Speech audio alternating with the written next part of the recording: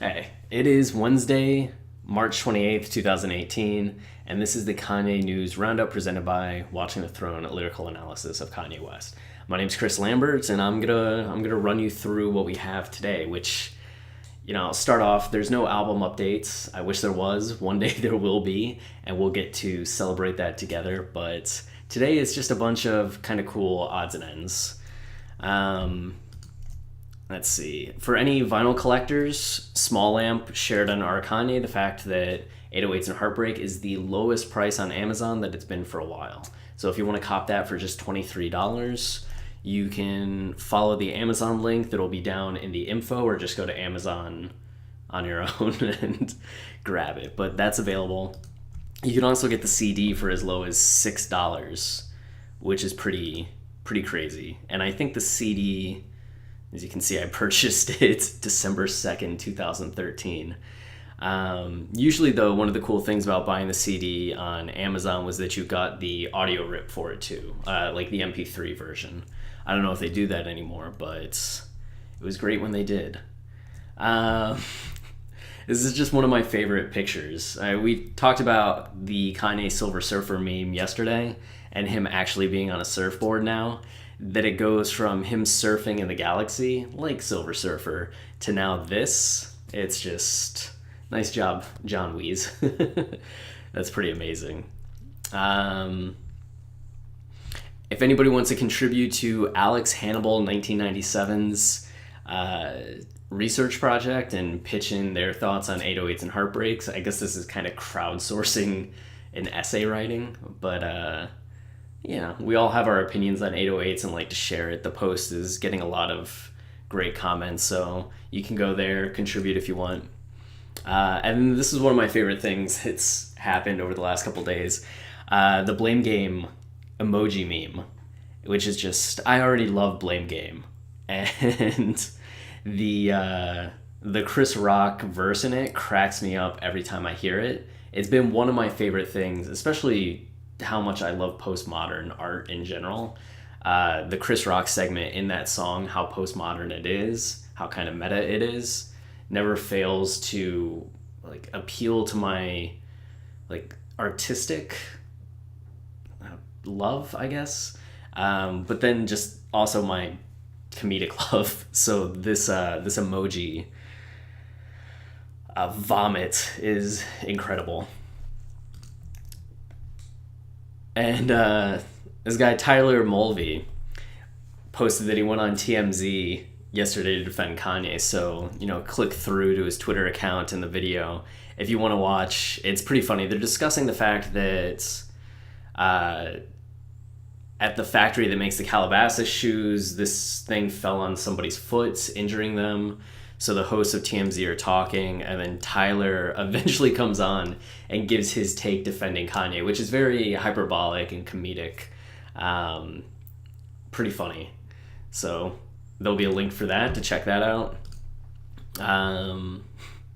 Lorde, who is a hardcore Kanye stan, has covered Kanye in the past. So this article on Noisy by Phil Whitmer just kind of overviews the fact that the other nights Lorde did a rendition of Love Lockdown and Runaway, with both are very beautiful, of course, because Lorde is a great singer. So if you want to watch those, definitely worth watching. This is really cool. This is my favorite article from the bunch. Footwear News by Peter Very talks about Kanye West sent Adidas sketches every day for his sneakers. So it's essentially overviewing this that I can't highlight worth shit. Okay. Nick Galloway talks about his relationship with Kanye and working with Kanye and the impact Kanye has had at Adidas.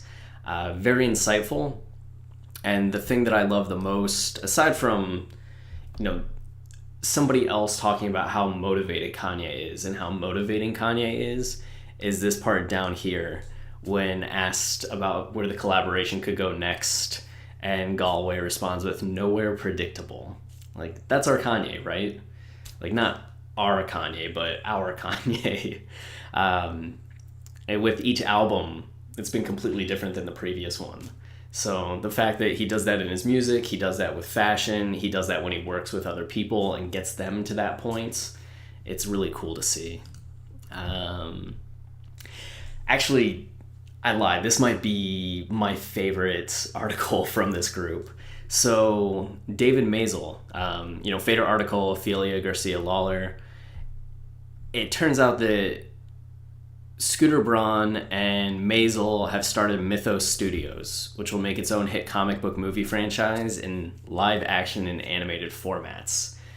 We know Kanye is a storyteller. We know Kanye loves narrative, has big opinions on art and aesthetics. So the fact that his manager has co-founded this company with Mazal, and the fact that it's going to be all comic book movie franchises that are live action and animated, it just seems ripe for something else Kanye can dig into and be creative with and affect the zeitgeist. And it makes me think back to that Donda chart from all those years ago where he talked about the impact that Donda would have on the world, talking from things like irrigation systems to fashion to film.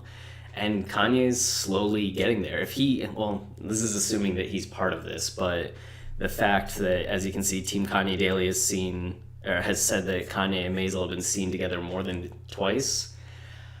I'm really excited about that. Kanye's favorite film's Akira. He has a love of Japan and anime. He has a love of movies. He said that he doesn't read, so movies are where he gets a lot of his quotes, a lot of his education, a lot of his insights. So I'm pretty thrilled about this. If it goes in the way that Kanye is part of it, oh my god. Twitter notifications. So this is cool.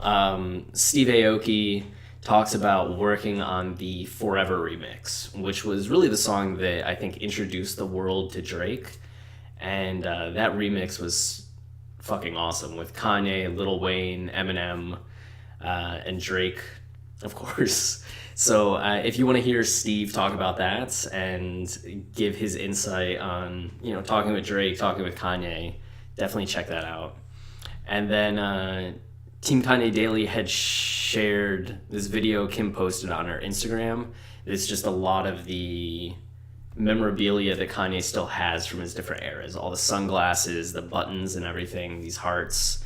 And the cool part was somebody followed up with, or Team Kanye Daily themselves actually followed up with, does he still have the Yeezus mask? And Kim responded, they have every Yeezus mask. So that's cool. And that does it for the news. That's all that we got. So a few articles, a few R Kanye posts, a few tweets, but some good stuff, especially for Kanye diehards, and some things to look forward to, which, could be wishful thinking, but could be the start of something big. We shall see. But thanks for watching. If you have any recommendations on how to improve all of this, please let me know. I'll do my best to try to make it happen. If you want to listen to our podcast, you can find us on iTunes, on Spotify, Stitcher, TuneIn, Google Music Play. There are links down below.